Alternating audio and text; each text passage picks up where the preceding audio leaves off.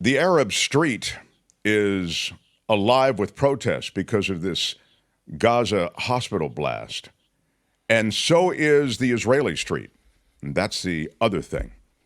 And I start with what's happening on the Arab street and Israeli street, and then we'll get to John Rothmann, as you know, in the next half hour. And he can comment further on it. But I start with the street because a lot of the decisions that are being made right now on a diplomatic level and even on a military level, I would suggest, are pushed by what's happening on the Arab street and on the Israeli street. By that I mean you have, just as you did post 9/11, the demand to do something, but you also have the call for restraint.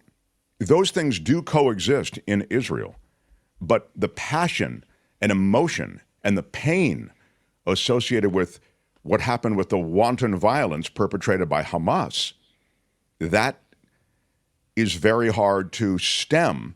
And the government, which feels the heat from the street, again, from the people, how could you ever allow the vigilance that has so defined Israel to be questioned now on a level that it is? Whatever border security you had, whatever military presence you had, was so porous that all of these fighters in, over 1,000 of them on the part of Hamas, could infiltrate and perpetrate this horror. So you have this, that's what's happening in Israel. You have this demand. So Netanyahu, who we know is an autocrat wannabe, an embattled figure in Israel, not a popular guy within Israel. He's, this hard right guy. He begins this campaign in Gaza. The warning to evacuate, the bombing that has already taken place. And what's happening now on the Arab street? Well, there are huge protests and anger. It was already happening. And it's, by the way, happening at American universities, too. That's another story. But the support of the Palestinians. And by the way, this is perhaps a bit troubling. That support predated the actual retaliation strikes. So, it's like, can't we take a minute to at least sympathize with the Israelis and what they went through? But we're on to, now a conflict that begins to unfold. And so the inflection point in all of this is the bombing of this hospital. The Gaza Hospital Blast blamed immediately on IDF, Israeli Defense Forces. Now, there are two things that are at odds with each other, and then I will play you the recording that was intercepted. The things that are at odds with each other are, on the one hand, Israel claims full-throatedly, we don't bomb hospitals. This is outside of what we would do. So you're thinking, well, even if I accept that as true, it's possible you could have an errant missile or something, although their missile strikes are certainly more accurate than a lot of them coming from the other side, from Hamas, for example. So there's that. And yet it's not unreasonable to think that the missile came from the IDF since Israel was already bombing. So these two things kind of are coexisting. But there are also missiles being sent from Gaza into Israel. And now the Israelis are saying, it wasn't us, and we'll show you evidence that it's not us. And the evidence that's coming forward does seem to support, at least in the early going here, that Israel is not responsible for that blast, that blast was a weapon that was not fired by the Israelis.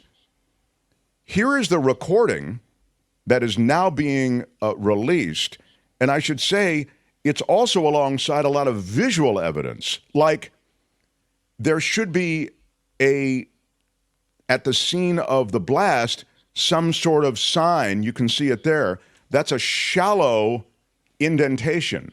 There should be a much, much bigger indentation if that was a missile fired. And so that's the thinking. And they're looking at that kind of evidence during the investigation. And, this is an investigation both going on by the Israelis. You may say, well, the Israelis investigating it doesn't mean that. The Israelis aren't really investigating Gaza so much because they're not there, right? They're yet. But a UN investigation could follow. So here is the recording that was intercepted. And you'll have to read subtitles here. And for the podcast audience, I'll read the subtitles for you. Yeah. And this is pretty impressive if it's indeed accurate. Go ahead, Albert, run it. These are two Hamas-related fighters speaking. I'm telling you, this is the first time we see a missile like this falling, is what he says. And so that's why we are saying it belongs to the Palestinian Islamic Jihad. What, says the other one? They are saying it belongs to Palestinian Islamic Jihad. Is it from us? It looks like it, says the other guy. Who says this? They are saying that the shrapnel from the missile is local shrapnel and not like Israeli shrapnel. What are you saying? This is silence. But God bless it, couldn't have found another place to explode? Never mind, yes. The cemetery behind the hospital. What? They shot it coming from the cemetery behind the hospital, and it misfired and fell on them. There's a cemetery behind it? Yes, Al-Mamandi is exactly in that compound, it said. Where is it when you enter the compound? You first enter the compound and then don't go toward the city, and it's on the right side of the hospital. Yes, I know it. There it is. You got it, right? I know with me reading over it, maybe it was a little confusing. No. It was very clear. Yeah, it was good that you read it. Because I don't know if I would have understood, what they were saying. But that, so Israel says they've got the proof. They put this out, but you know what it seems like? People don't care. Well, this is the point I was making about the street. So the Arab street doesn't care about this. You could have video and audio. They'll never get the word on this, and even if they do get the word, they're going to go, this is Israeli propaganda. So for Israel, the audience is the rest of the world. Mm-hmm. So that at least the outrage, which they are experiencing now, that will be understood in a context, and they will not be having to bear responsibility for something they didn't do, which is bomb a hospital. Now, there's plenty of other stuff going on, and they'll have to own that. But the hospital bombing would appear not to, at least if you accept this as, verifiably accurate, alongside the visual evidence, not to be at the feet of Israel. What we'll talk to John Rothmann about is the wider conflict, not only what's happening in Gaza, but what's happening in southern Lebanon. And the defense pacts, that's what worries me. You could easily end up with defense pacts that already exist. You could easily end up in a situation where superpowers are using the region for what will be a proxy war. It is super scary, I think. You know what? It's also confusing because to someone like me who's trying to figure all this stuff out, and I'm just getting my head around who Hamas is and who Hezbollah is. And now you've got Islamic Jihad. Like, how many of these groups are there? Who are all these people? Well, and where are they coming from? Like, what, how, yeah. There are a ton, and it's about political power. And they are, they're like Al-Qaeda, in the sense that there are cells everywhere. Mm-hmm. The political power in Gaza is indisputably Hamas. But you're right. That's one of the arguments against the goal of rooting out Hamas and getting rid of them. You'll never root them out because they are literally all of these different little spin-off terrorist groups. And now that you've bombed the crap out of things, these people are already pissed off as hell. Yeah. And now you're going to get them all too ready to suicide bomb, take up arms, whatever. What a mess. But if you're in Israel, what do you do? It's a very tough spot. So we'll talk to John Rothmann about it. But I thought that evidence interesting, particularly given the fact that the president is there And the president was going to meet with all of these other Middle East leaders, and now they've all turned down that meeting after the hospital bombing. But you can see, if this, again, is verifiably accurate, Israel didn't bomb the hospital. So if you're not meeting with Joe Biden because of the hospital bombing, again, the fates have favored those elements that want to see Israel never get any kind of support from any other nation. So very tough spot for Joe Biden, too, who I thought spoke well about the loyalty that the Americans feel to Israel. But, the region itself does have an issue with Palestinians, and you can't turn your back on that issue either. And so Palestinians would say, hey, that's all America does is turn its back on us. We've been under this kind of bizarre rule for decades now. And I know it's not all about money, but today President Biden came out and said that the United States will give $100 million to efforts to get clean water and food and help the people in the Gaza area. So I don't necessarily know if that's turning our back on people. I think you're absolutely right. That's huge. And again, I hope that word gets out to the Arab Street. Mm-hmm. The Arab Street is getting whipped up right now, and things like that sometimes never make it down to the Arab Street at all. Yeah. So it's as though the whole region is filled with kerosene, and they're just a bunch of little matches being lit. And so I just hope the whole thing doesn't become such a conflagration before things like that get to make their way into the narrative. And the last thing I'll say is that there is, and this we talked about yesterday, when the president went to Israel, there had to be some kind of humanitarian connection and maybe even relief route that was going to be opened. And that is what apparently has happened, isn't it, Kim? They're going to, I think the other announcement that the president made is that there will be humanitarian relief that will be let into southern Gaza. I believe that that's right. But check it. I mean, that was advertised as the thing that they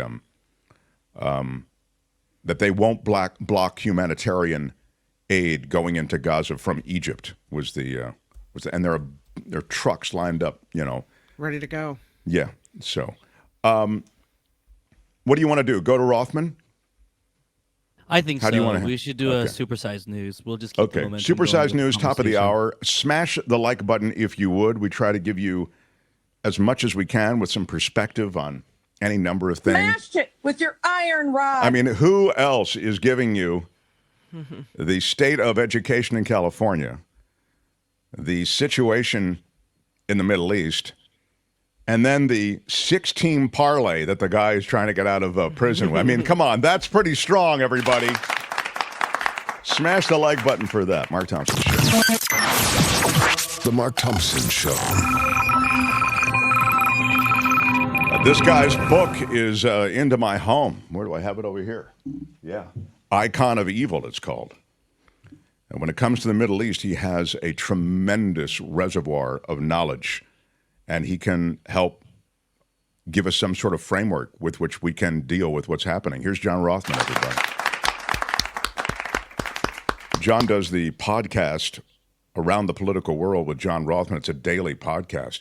And what have you been saying on the podcast the last couple of days, John? Well, it's been a very complicated situation. The question that we have to ask is a simple one. Does truth matter? And I want to suggest to you, and you alluded to it in your intro, Mark, that to the Arab Street, Israel is the villain.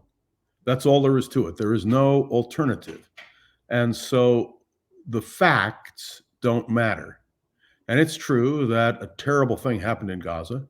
It also is now self-evident and proven that it was Islamic Jihad and a misfired rocket that caused this huge, horrific tragedy. But it won't matter. And it was the point I tried to make last week. For that part of the Arab world, not all, but that part of the Arab world, the problem is that Israel exists at all. And that is why Hamas in its covenant is committed to the destruction of Israel. And to answer Kim's question, so is Islamic Jihad. They absolutely oppose it. And Iran, which Iran doesn't even call Israel Israel. They call it the Zionist entity. So this is a highly complex problem. It extends to Hezbollah in Lebanon. And you asked at the very top of the hour about Lebanon. There is increased activity on the border. What is restraining Nasrallah is the fact that we have the Eisenhower and the Ford sailing now off the coast with massive firepower. And that's going to be an interesting thing. And one more point, if I might, you alluded to the question of college campuses. I spent the better part of 3 decades traveling and speaking on college campuses on the American presidency, the Middle East, and all the rest. I can tell you that the radicalization of the college campuses is not new. This is something that's gone on forever. What you're seeing now is an even more forceful manifestation. And I don't mind people who say they support Palestinian rights. That's their right. But have you heard the people who condemn this action, condemn Israel? Have you heard them condemn Hamas? And that is the notable point that I want to make. The excuse that is being made is that it's all Israel's fault. I beg to differ. Israel's existence is what irritates the Arab world in large part, and certainly with Hamas. Read their covenant. I've cited Article 7 before from the Haditha. If a Jew should hide behind a rock or a tree, let the rock or the tree cry out, "There is a Jew behind me. Come and kill him." Not an Israeli, Mark, but a Jew. Well, the anti-Semitic essence of all of these various organizations is indisputable, as you've said. No, it is disputable. That's the problem. It is masked now by the concept that it's Israel. Let me just point out to you, to call yourself a Jew hater is no longer fashionable. But the minute you say that you don't hate Jews, you just hate Zionists, or you just hate Israelis, all that is a mask for modern Jew hatred. And I know it's a harsh thing to say, but it's true. I like that you speak on this, because I think that what may be lost in all of this also is that Israel was created, and I was making this point the other day, in the shadow of the Holocaust, but because there was anti-Semitism that was infecting life everywhere, all through Europe, anywhere the Jewish people were. And so that's how Israel, it was sort of an effort on the part of the world. I mean, it was led by, Zionist lobbyists, essentially lobbying the rest of the world, trying to make it happen, to get the Jews a place where they could be safe. Yeah, but you understand, Mark, and it's very important. Zionism was a vital, vibrant movement before the Holocaust. That the Zionist movement claimed that Jews, like any other nation, were entitled to a homeland, a place of their own. Had there been no Holocaust, there still would have been a Zionist movement. But there might not have been there. But John, would you concede there might not? This is interesting. I'm asking you. I really just don't know. You do. I always assumed that had there been no Holocaust, the Zionist movement, while it might have been out there, the clarion call wouldn't have been heard the way it was. No, quite the contrary. The Zionist movement and the right of the Jews to a homeland was recognized in the Balfour Declaration.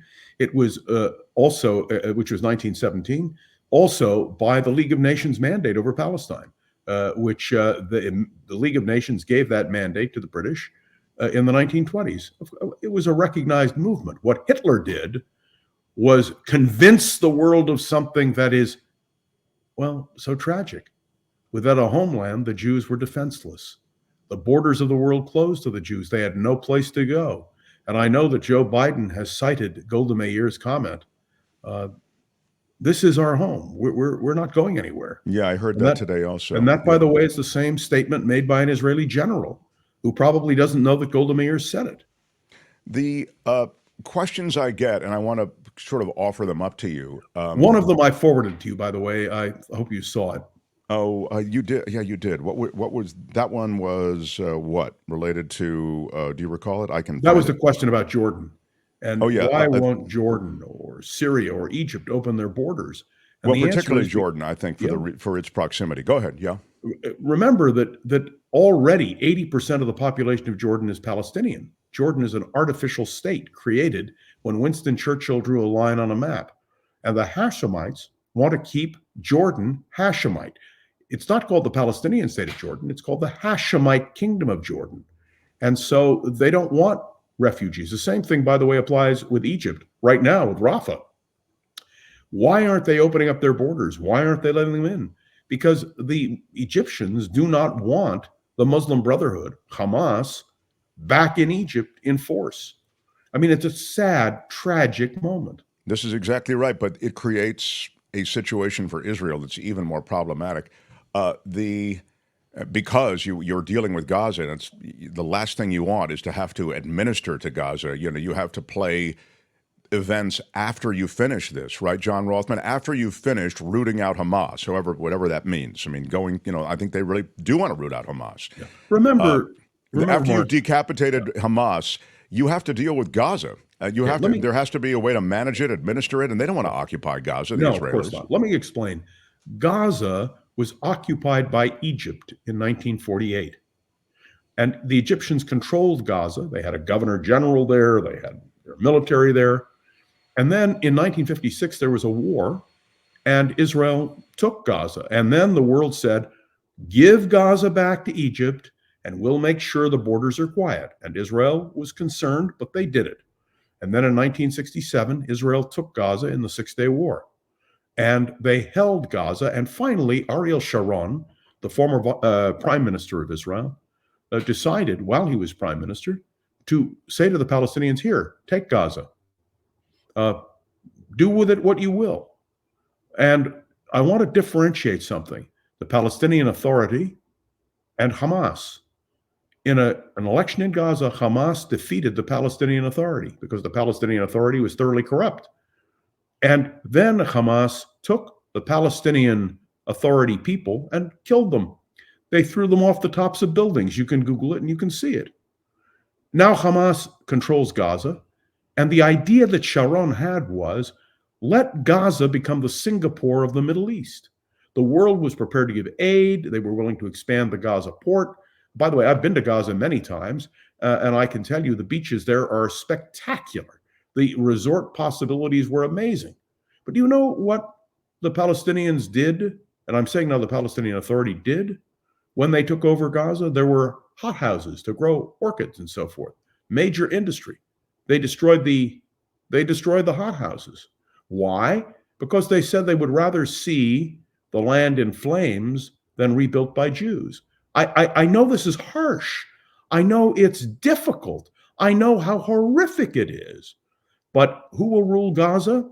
I will tell you honestly, once Gaza is out, I'm hoping that it will be like what happened after Germany and Japan were destroyed in the Second World War. That the Allies, including the Arab world, will move in, rebuild Gaza, and that a democratic government will exist, as, by the way, happened in Japan and in Germany after World War II. Out of the ashes rose something better. And I have to tell you, something better has to arise because the people of Gaza are suffering. One other point, Mark. You will note that the reason the president had to, well, the meetings were not held with the three major Arab leaders, Sisi of Egypt, Abbas of the Palestinian Authority, and King Abdullah of Jordan, was because they canceled the meeting. It was a Palestinian decision, frankly. And I don't understand. If I had been Abbas, I would have wanted to meet with Biden. I would have tried to get everything I could out of Biden to rebuild what's going on. And this is a real problem because this is the politics of the street. That's what I was talking about before. Yeah. They want to play the moment of rebuffing the American president for the street. You're right. In terms of the bottom line, a meeting with the president is better. But in terms of political bump, you flip the American president the bird and then you take a victory lap.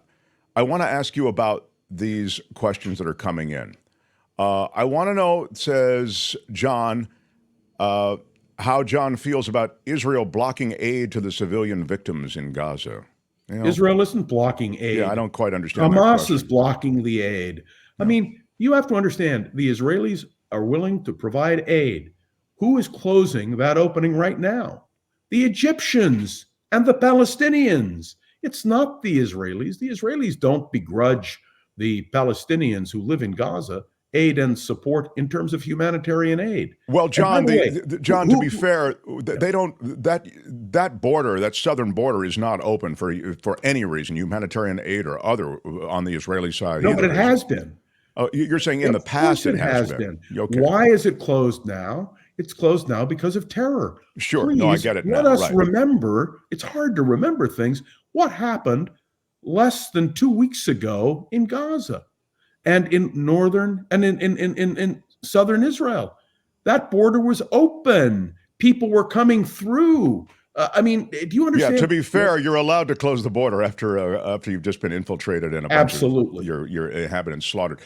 John, please comment, says Champagne, on why Palestinians are kicked out of their homes. What's up with that? The question is about Palestinians being removed from their homes. Why were they removed from their homes, particularly in Gaza? Because of terror. The Israelis have gone in and they're determined to root out the terror. If you're asking about the general policy, this was a policy established by the British, which said, if you're using a house for terror, you should blow up the house. I don't happen to agree necessarily with that policy, but the Israelis have used great restraint. They're not out. Let me put it bluntly. If the Israelis wanted to exterminate the Palestinians, they could have done it. They have the power to do it. They've always had the power to do it, but they haven't. Instead, what do? They conclude the Oslo Agreement. Sharon returns Gaza to the Palestinian Authority. I mean, how far do you bend until you break? And what has happened in Israel, very bluntly, is what happened 10 days ago. It snapped everything. The Israelis said enough is enough. I mean, this is something people have to understand. And I want to go to something Kim said several weeks ago. Isn't there some reconciliation? Isn't there some way? Believe me, everything has been tried. But when you have Hamas, which says we will never accept the right of Israel to exist, or for that matter, Jews, I mean, what do? In order to make peace with your enemy, you have to have someone to talk to. And that's an example is Egypt and Israel. An example is Jordan and Israel. Yeah, you need a partner in peace for sure. Yeah, that's true. Go ahead, Kim. But this is where, and this is, I realize this is a stupid question, okay? And it comes no question is stupid. No. You're going to think like the root of this question is based in fallacy. Kim, how are you? Good, thank you very much. But we know that, we talked about Israel needing a home, and you talked about needing to, or the Jewish people needing to have a home, have a country. But if this has been going on for so long, and if there's no partner in peace, and if there's always going to be danger for the Jewish people, and I realize it's the Holy Land, but why this land? Wouldn't it be more peaceful and better for the Jewish country, the Jewish state, to be somewhere else? Because they're never going to be safe. There's never going to be peace, and they're always going to be in danger and at risk. And I realize that's insurmountable, and that people own property and land, and that but it just seems like if I'm the person who's always being attacked, who's being persecuted, who's never going to feel safe in my own home or in my own country, if never knowing when a rocket's coming next, why do I want to live there or be there? Or why do I want that to be where the country is? Because Jews have nowhere else to go. That's the lesson of the Holocaust and pre-Holocaust. The world shut its doors, and Jews finally established a home where overwhelmingly they have been safe, where their economy has boomed, where they have made the major diplomatic efforts. But Jews are determined to survive in Israel. And may I make one other quick point? We have a lot of listeners I know who came from the former Soviet Union. Jews in the Soviet Union had no place to go except Israel. Yeah. And 2 million of them did. Finally, the United States opened its doors, and about 1 million Jews came here. But after the Holocaust, the United States opened its doors. For Jews, it is a matter of survival. Now, let me be clear. The Israelis have not lost hope. No one is talking about the mass expulsion or murders of Palestinians. They're saying, let's find a way to live side by side. And the tragedy of the last few days was exemplified, as Mark pointed out so wisely at the opening, is that the Arab street doesn't accept Israel's right to exist as a nation. And what happens when Joe Biden, the president of the United States, comes to the Middle East and tries to forge something? The president of Egypt, the president of the Palestinian Authority, and the king of Jordan walk away. It would seem to me, if you're in that position, you ought to want that meeting. You want to make your case. And the other thing is, the simple truth is that Jews understand there's no place else to go. That's a very simple, direct answer. Yeah. That's sort of what I was getting at with the proliferation of anti-Semitism through history. The Would you do me a favor? Europe. Would you call it what it is? It's Jew hatred. It's not anti-Semitism. Okay. It's Jew hatred. And I say that because the Arabs are Semites too. Right. That's exactly right. The questions that come in, John, here's the follow-up, I think, just to get this clear. This is after Israel barring entry of water, fuel, food into Gaza since Hamas's attack last week. U.S. Secretary of State Anthony Blinken secured an agreement with Israel Prime Minister Benjamin Netanyahu. Yeah, this is what John's saying. He's saying John Rothmann, Israel was blocking aid going into Gaza. It's a fact. After the attack they were, because they were concerned with John. Obviously, we said it. After the attack, they said no, border closed. Can I point something out, Mark? About, yeah. There was a problem of infrastructure in Gaza, and they were bringing concrete in. The Israelis were allowing concrete to come into Gaza. Was the concrete used for a constructive purpose? No. It was designed to build these tunnels. There was no construction that benefited the people. John is right about this. I mean, to be fair, if you're Israel, you've just had this horror show go on with this infiltration and this slaughter. I understand why you seal your border, because as John says, under the guise of humanitarian aid, a lot of bad S goes down, okay? Egypt is a better question, and that's why I'm encouraged to see that Egypt border crossing opened for humanitarian aid, and that has happened. But on the Israeli side... Hold on. It has happened on a very limited basis. Remember who ruled Egypt after Mubarak? It was the Muslim Brotherhood. And General Sisi, who is a dictator in every sense of the word, his concern is the rise of radical Islam. And so that's the reason why the Egyptians are so careful. Because if they make one slip, Sisi will be gone and the Muslim Brotherhood will be back in charge of Egypt. And who supported Hamas? The Muslim Brotherhood. It's such a dark time, John. Can I make a suggestion? Why don't we just trade the Middle East for, that is Israel, and take Hawaii? Hey, Kim, you're Hawaiian royalty. But you understand you can't do something like that.